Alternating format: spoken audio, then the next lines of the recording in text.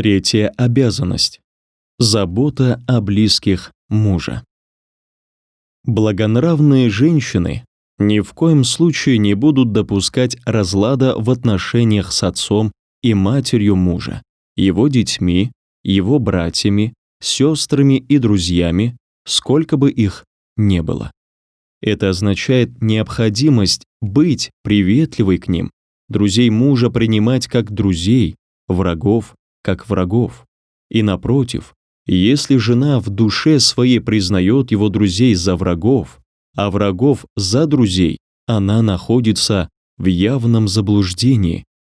Старшие поколения наставляли, что жене даже собаку друга мужа следует выделять особо. Дружба людей налагает ответственность на их семьи, тем более женщина, стремящаяся всегда быть дорогой и желанной для мужа, будет еще более приветлива, добра, близка к родным мужа. Богобоязненный мусульманин не забудет напоминать жене о необходимости заботиться о его родственниках, особенно об отце и матери.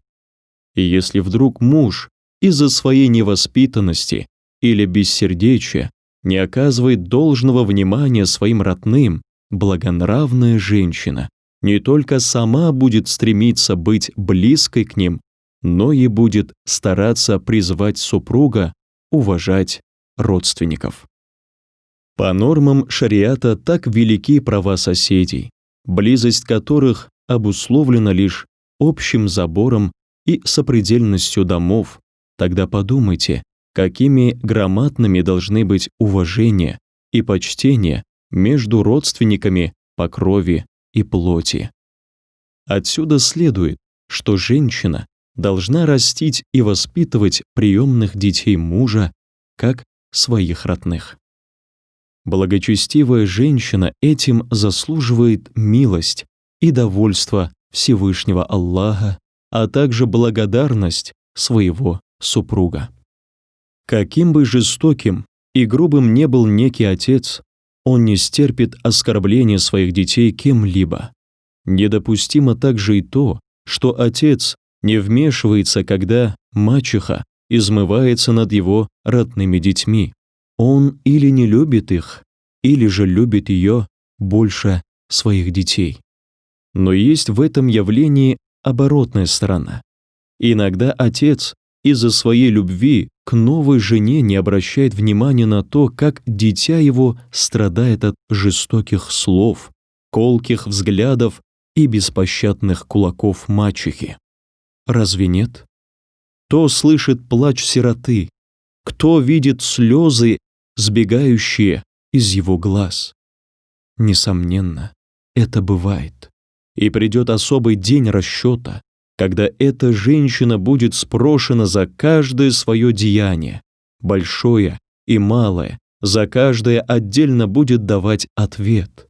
В этот день, возможно, то, что давалось в долг, будет возвращено вдвойне. Права сироты — не вода, бесследно в землю не впитаются, и ни ветер незаметно не развеются. Те женщины, которые достойно воспитывали и с любовью растили приемных детей, удостоились за это большего уважения и любви своих супругов.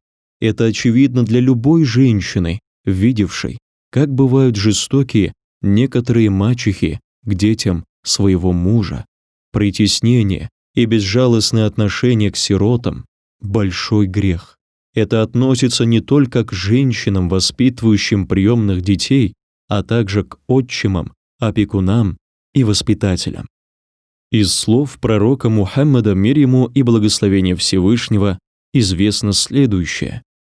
Из того, что любит Всевышний Аллах, это дом, в котором милостивы к сироте. То, что ненавистно. Из слов пророка Мухаммада, мир ему и благословение Всевышнего, известно следующее. Из того, что любит Всевышний Аллах, это дом, в котором милостивы к сироте. А то, что ненавистно, это дом, в котором притесняют сироту. В этом хадисе немалое назидание для мусульманина, обладающего ясным взглядом. В завершение вывод из вышесказанного. Для достижения любви супруга нет пути более верного, чем забота о его детях, почтительность к его родителям и остальным родственникам. Благонравные и рассудительные женщины, следуя по этому пути, получат удовлетворение в земной жизни и лучшее вознаграждение в жизни вечной, а совершенные в этой жизни праведные и греховные дела не рассеются, как облака в небе, и, скорее всего, еще при жизни будут возвращены хозяину.